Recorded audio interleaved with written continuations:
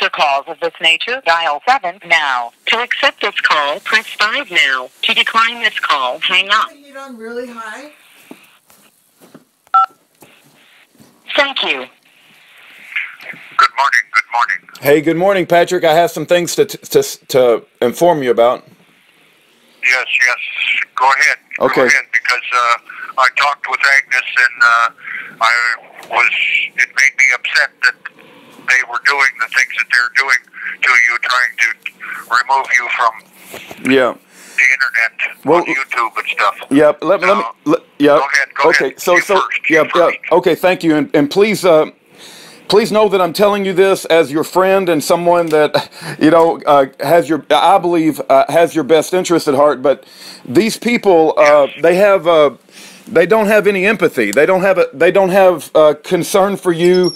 All they want is for you to suffer. They think of you, and they don't even think of you as human. And they don't understand that you've been in prison, or if they do understand it, they don't care that you've been in prison 32 years.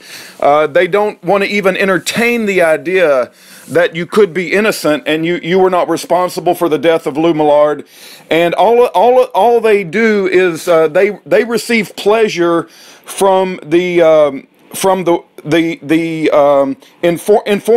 information that you're suffering. In other words, if they hear that you're suffering in prison, if you're being harassed, if the guards are trashing your cell, if you've been thrown in the hole, that makes them happy. They're the opposite of a normal human being. They're children of the devil is what they are, and they don't want your voice getting out from that prison, and they're going to take legal action against you. It appears that's what Corey has publicly stated. Not only that, Mr. Hoffman, but they've aligned with FBI informants, IRS agents, former IRS agents, and they've aligned with people that have publicly came against my ministry. So she's teamed up with them, and these are the most violent, vile people that I can possibly think of. They're absolute liars and deceivers.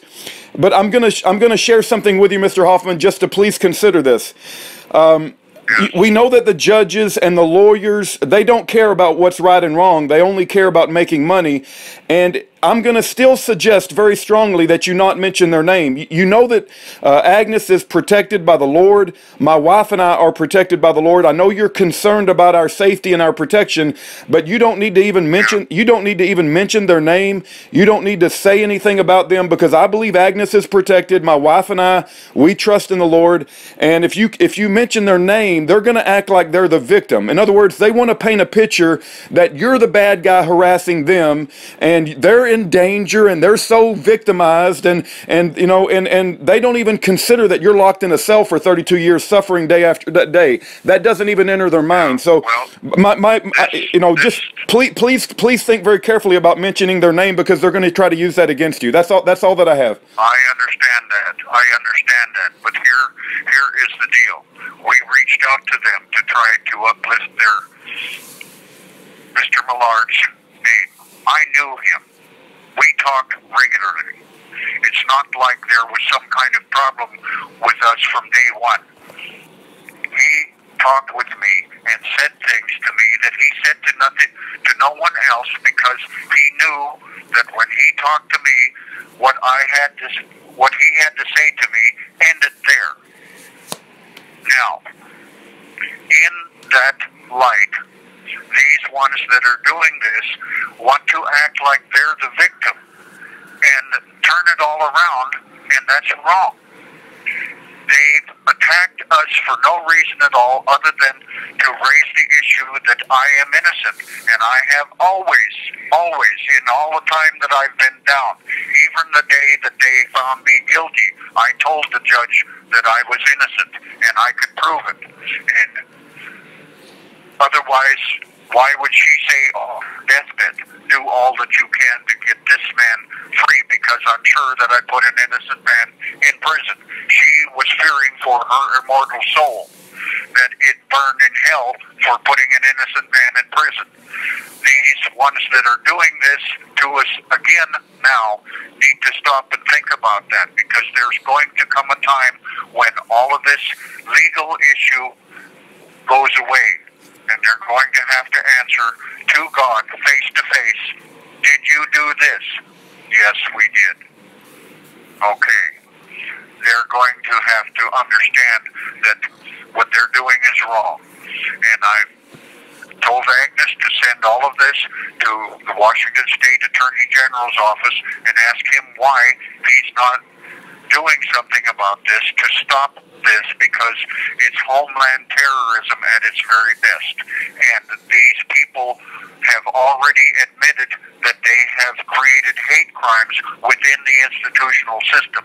Why isn't the Attorney General's office doing something about this to correct it? Yeah. Well, we have a right, even though we're convicted of a crime, we have a right to voice our own feelings. That is not taken away from us. Yeah. We have a right to promote the understanding that we are innocent. No, you're absolutely right. You do have a right to continue to profess your innocence, and you don't have to submit to the fact that, you know, just because you got a conviction that you have to, you know, but most people, yeah. I'm sorry. Most people don't understand that what the freedom of speech and the freedom to act out in public and things like that have to be. They aren't just given. They aren't just granted. Sometimes you have to fight for them because that's the way it is. They aren't sealed in stone, and you can do this and you can do that. But on the other hand, you also have to, when you do like these ones did, you have to be in the right in order to promote what you're saying. Otherwise, it's going to come back on you, and when they find that you're breaking the law and those that are supposed to be supporting the law are finding out that they're breaking the law too by supporting them, then it's going to turn around, and it's going to get ugly real quick, because they won't be able to do that anymore. Let me say this. You know, I would have been perfectly happy for you to for you to continue to proclaim your innocence, give facts about your case, and just leave them out of it. I thought we were at that point. I really did think we were beyond this nonsense. But obviously, now that she's on the internet claiming that she wants my YouTube channel taken down, and she wants to silence you. Not only that, but I believe Josh sent a message to Agnes saying that he's absolutely full of hatred for not only you, but most everybody on the planet. So he's just turned into a bitter, hateful person, just full of hatred. And then you have the right to get on a phone and to proclaim your innocence.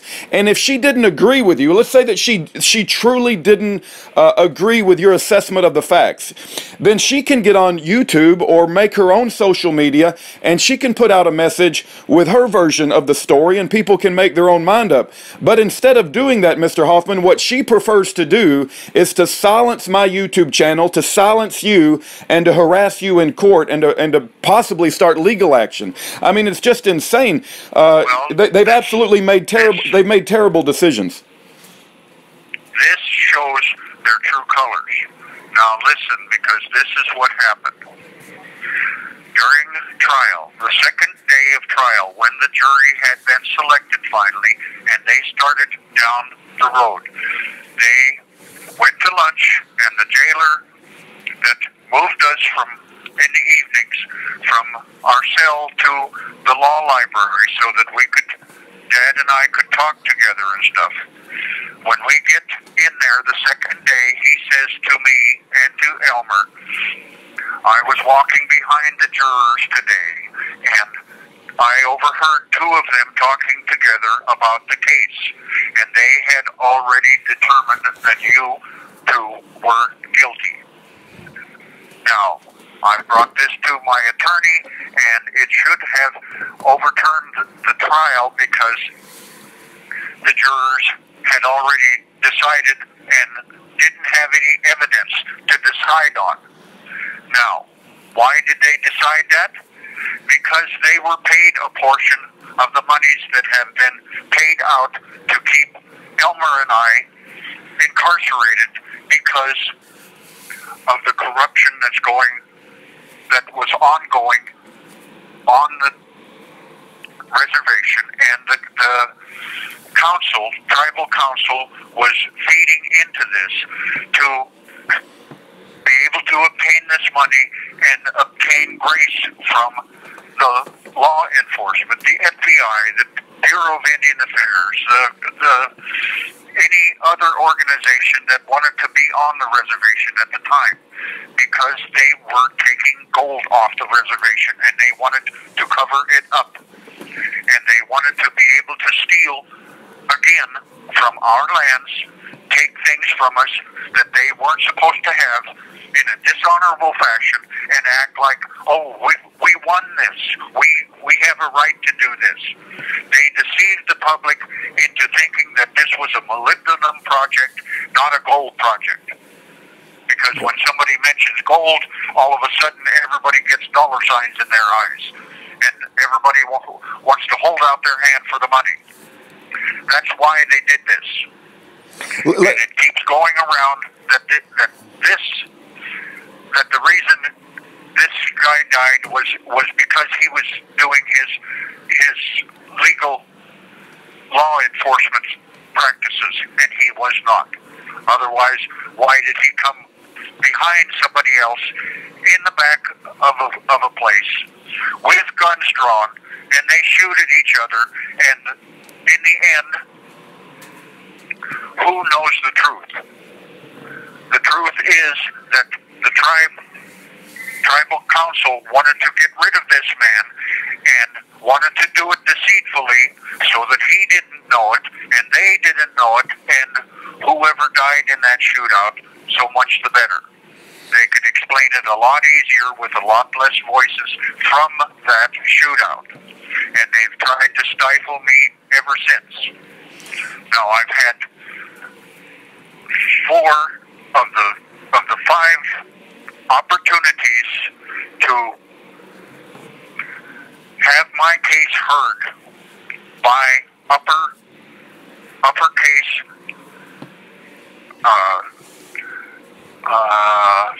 judicial presences. It finally got to the state level from the division level at state level. They held it 18 months, and it went to the state Supreme Court. The state Supreme Court was so biased that they had to try to find us guilty of a crime that wasn't even litigated in there in order to support their finding that none of the 23 overturned cases had anything to do with our case. And we showed time and time and time again that the things that happened in our case happened in those cases, and those cases were overturned by the state of Washington. The state of Washington didn't want to, because then they couldn't get paid out of the $5 million that was allocated to keep us imprisoned. And it sounds to me like now these ones that are doing this are looking for money to continue what they're doing. So they're going to try to sue you, and they're going to try to sue me. Well, good luck with suing me, because I don't have any money for you to have. But what I do have is an open line to allow you all the rope that you need to hang yourself. That's where I'm at with it. Yeah. Because you're showing your true colors, and you're showing that you're worthless to yourself and to humanity and to your family and everything. You want to drag your family through the gutter in order to make yourself look like you're a victim. Yeah. No, I totally, yeah. No, you're right. They had the opportunity, Mr. Hoffman. We tried. I really did have expectations and hopes that we would not have to go down this road. But every decision that they make is a poor decision, and now they've aligned themselves with children of the devil, and they appear to be publicly talking about threatening legal action and silencing and suing and whatever else they're talking about. But let me ask you this, Mr. Hoffman. There's 2 things I want to ask you. One is, earlier in the conversation, you said that somebody overheard juror members talking, and they'd already decided that you were guilty or not guilty. I want to make sure I understood that. Yeah. This was the jury that was coming back from lunch, the second day of trial. They were talking to each other, and the jailer that was moving them from lunch, escorting them, let's say, came to us that evening and said this: I overheard 2 jurors in your case today say that they thought you were guilty. Oh, gotcha. And they have no right to do that. They are not supposed to be speaking in that manner until the end of trial, until all of the evidence is at hand. Yes, I understand. I understand. Okay, very good. Thank you for clarifying that. The other thing is, and they have a right to do this, but I wanted to share with you, they're putting out a photo, I believe, of Lou Millard in order to garner sympathy. They can do that all they want to. I'm not saying they can't do that. They have the right to do that, but they're trying to garner sympathy for a cop killer. You know, he's a cop, and they're going to try to paint you as a cop killer. But do you have a photo of Elmer, your father? And if you know, is there any way Agnes might be able to get me a photo of, because I want the world to know that your father also died in prison, being charged with the same crime that you were. How long did Elmer spend in prison before he died in prison, sir? From 86 to 2000. He died in 2000 and was buried in 2001. December 24th, 2000. So he served 13, 15 years, something like that. Anyway, go to tribaltribune.com and ask for a veteran's photo of Elmer McGinnis. Okay. You will have a veteran's photo of him from there. He's in Army uniform. Okay. And go and you have my permission to get that. Very good. Well, I want the world to know that your father also died and was a part of this, and that they need to remember his life as well. And so I think it's important if I can get a hold of that photo, and I will try to do that. Elmer was in the service. He was discharged honorably, and he also worked as a tribal game warden, knew how the police conducted themselves over the years, the tribal police, because the game warden position is an auxiliary arm of the tribal police. Also, after that, he served 22 years as a guard for the Grand Coulee Dam and retired there. That's where the money came from that my previous wife, Penny, took. I got you. He had a program set up for all of us kids that when he passed on, that would be turned over to us. Now, in the process there, none of that was ever brought up about Elmer, that he had served here or served there or anything. Only that he was a raving lunatic all the time. And they had nothing to show otherwise other than the prosecutor's statement in court. None of that went to evidence, and they never, ever brought up either officer's background check. We weren't allowed to dig there because they knew that if we showed the court that they didn't follow the rules, this wasn't the only time that they didn't follow the rules. There were several. You have 60 seconds remaining. And the only reason why John Dick got advanced in his position to police chief is the luck of the draw. Yeah. That's all. So, anyway, these are things that these people need to be watchful of, because when they step over the line and try to stop me from being able to say, You have 30 seconds remaining. because it's the truth, and they want to promote a lie, I have ways of showing that they are lying and that they will be put down. So that's why I throw the rope out there and let them have all of the rope that they want to, because they can hog tie themselves and hang themselves up, and it's all fine. I admire your fighting spirit, Mr. Hoffman, and our prayers are with you, and I pray that God sets you free soon and reunites you with your wife, Agnes.